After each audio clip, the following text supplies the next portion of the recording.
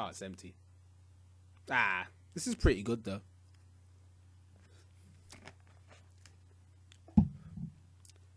I think it's time we address the elephant in the room.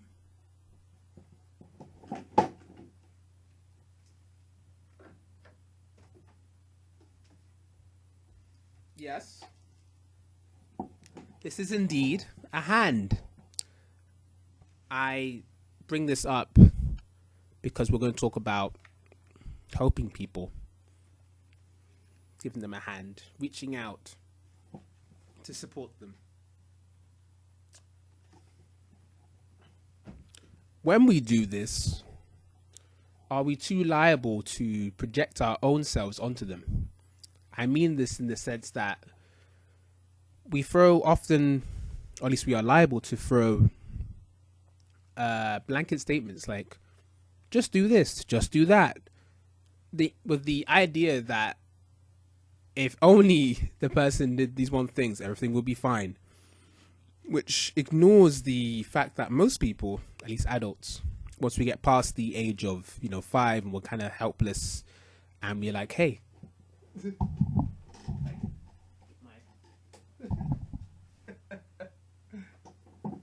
teacher, how do I do this? Or teacher, my shoes are untied. Or teacher, I need help with, I don't know, existential, doubt.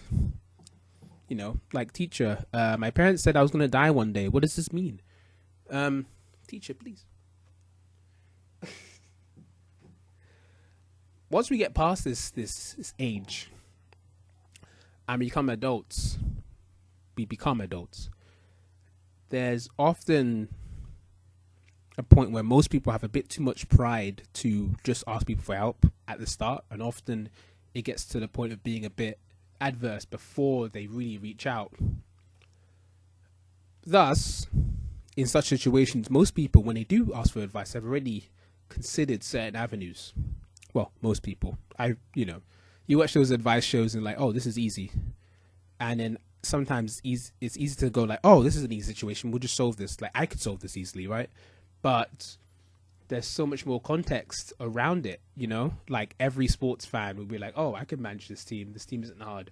But there's so much little context we don't actually get a true insight into, like what are the, I don't know, interpersonal relationships that are at play in an 11-man squad with that much pressure on them, being paid that much money, who don't really get time to spend with their families really because they're constantly touring around Europe.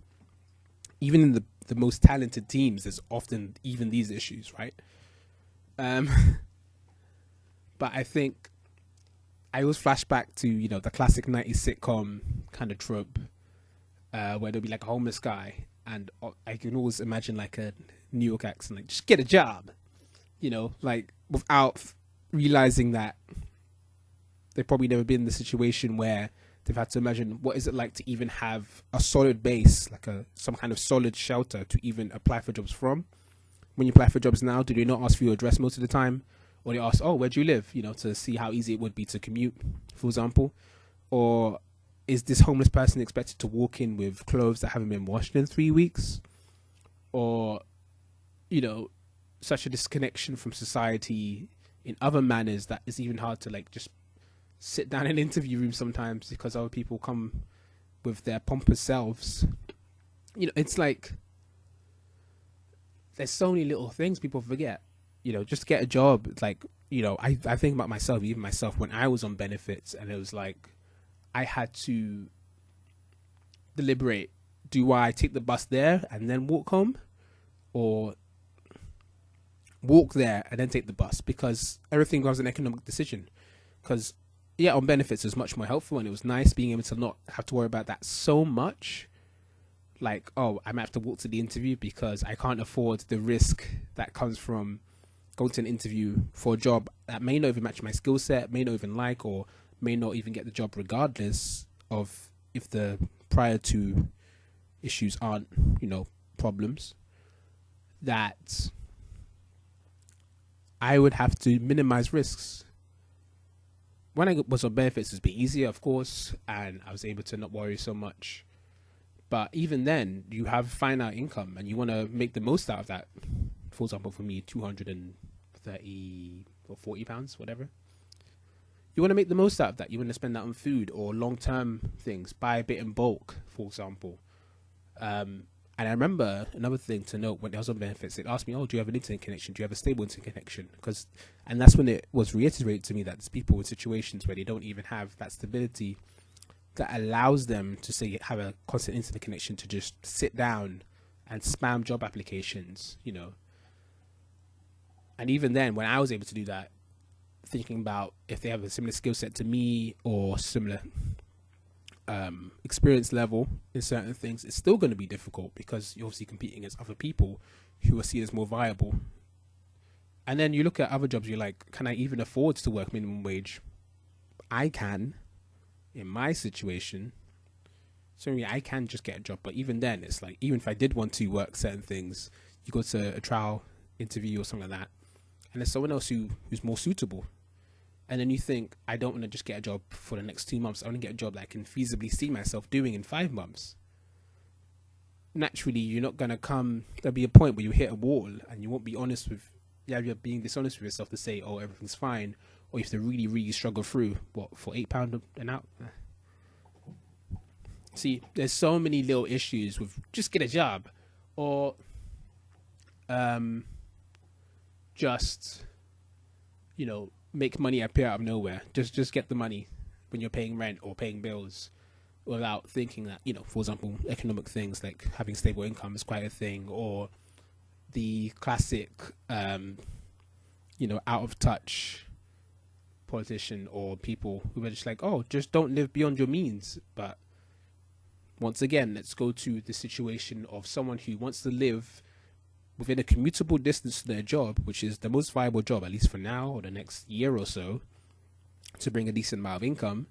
They probably live in an area that isn't that affordable. It tends to be the case, at least.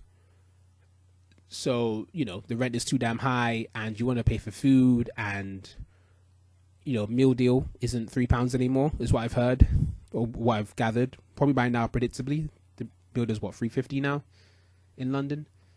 I don't know what you northerners in your paradise of lower income but lower costs get to experience. But, you know, there's all these little things that add up.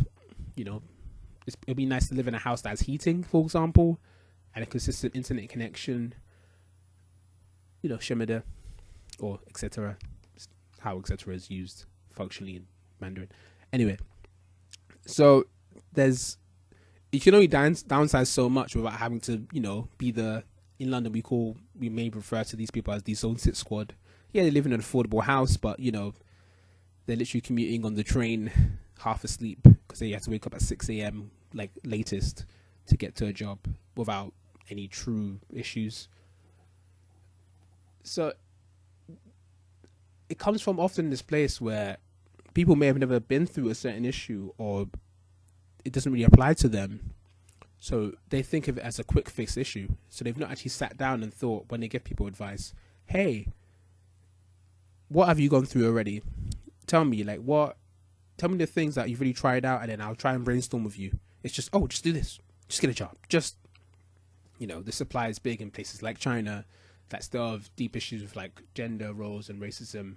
You know, teaching is a woman's job. I've mentioned this before. So, for example, me applying for a job teaching kids is met with a bit more adversity than, say, one of my like white female counterparts. Naturally, just saying just get a job is a bit easier to say to her than it is to me. Like one of my friends than is to say to someone like me. But she's someone like me who's a bit cynical and also, you know, doesn't really show the bigger strengths until you see them over a long term. You know, I don't like being fake. Maybe it's my non-discounting ethics. Let's not make this mostly about me, though. When you have to go through these other little things in context, such as like the privilege you came from, for example, like the people who came here with actual money base or support network deeper than others, for example, or, you know, deep social issues, like if there's a problem with one person, it's not as big as an issue as it is with another person with a different skin color here, or other economic issues that make things hard. Like you talk about at-risk kids who are already in situations where, you know, just revise isn't as easy an option. Like just revising your test, you know, just spend 3 hours a day.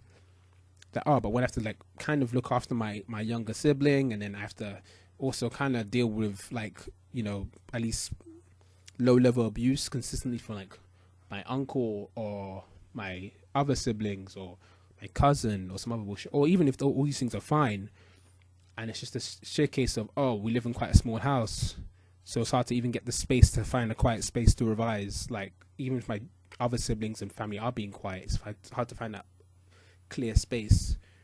And, you know, with libraries being somewhat threatened depending on the area you live in, what can one do? Yeah, there's that big sense of privilege that comes from it, and not actually taking a minute to assume that people have actually tried quite a lot of things you just throw at them. You know, if like the same reflex that you just go, oh, just do this, it's probably one of the first things they did. Oh, let's try and get a job. Let's try and increase the income. Okay. How? Often comes from applying. These things don't happen instantly. And seeing the context and getting a list of things. Like, I think also on the flip side, where if someone is coming to someone for advice, I think it's important to note down, say, hey, I've done these things. What more can I do? Let me know. What are the other avenues I was thinking of? So I'm trying to go for certain jobs. Oh, have you considered maybe little online jobs on the side? Yeah, I've considered that. Haven't gone really deep down it because a lot of it is through like bullshit paywalls, and how long does it take to get your money? Sometimes they'll pay you in 3 months, sometimes they'll pay you in 2 days, but it's like nothing.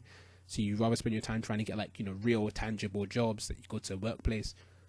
You know, then we can have a conversation. But if you just throw something out like, oh, just get a job, or just make the money appear out of nowhere, or just, you know, live below your means, then, you know, we're not having a conversation. You're having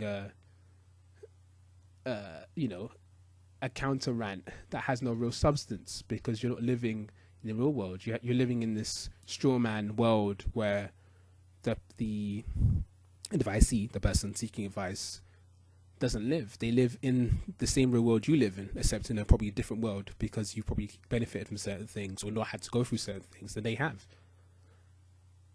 You know, and I understand obviously a lot of friends when they throw these things, when it comes from a point of they're just trying to help, you know, but I think there's always that little gap we miss, which goes into the bigger general hypotheses of the issues that we have with our, you know, echo chambers, and how segregated we are in society, that we can't even truly reach out and get a true understanding of other people's situations unless they're literally, you know, in front of our nose. You know, ignore the facts beyond your nose, to quote Chevelle. And I think that will probably be the longest term issue, especially when it comes to policymakers who are quite liable to be a bit disconnected from those who suffer the most. They may not even interact with them because they're too busy working 2 jobs to keep food on the table, for example. And that's where the big issues arise, because there's this cycle of, oh, they're just not doing enough. Just work harder, just do this. And it's like, how much time can you get in the day to even make time to plan these things out? That's the one advantage of being unemployed, is that you can at least plan out your economic future. You know, assume you have one. Like, it's easy to budget and work things out. If you give me a number, I can tell you vaguely how much or how lavish your life can be, or how much time it takes to eradicate debt. But budgets mean nothing if you don't have any money to budget with, for example. So it gets almost like frustrating and borderline dehumanizing to just throw these things out without actually sitting down and thinking, because you're just throwing them out as if there's just a silly agony aunt panel, rather than thinking of what are the little factors that come into place, whether they be social, such as, say, racism in China, or economic, like consistent economic, like this person went to a school, or this person's school was a special measures, meaning certain, like the amount of quality teachers couldn't be recruited. Therefore, little gaps in education, that means when you have to compete against other people at A level or degree level, they have little gaps missing.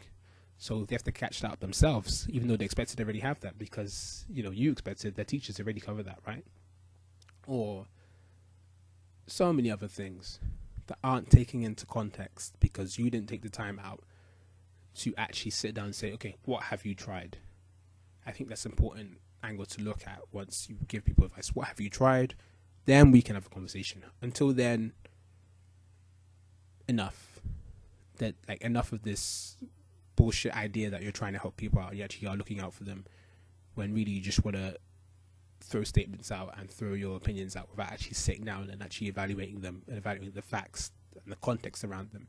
We don't have time for this anymore. Isn't that right, Yes. I'm running out of space. Yeah, this arm was given to me as a gift.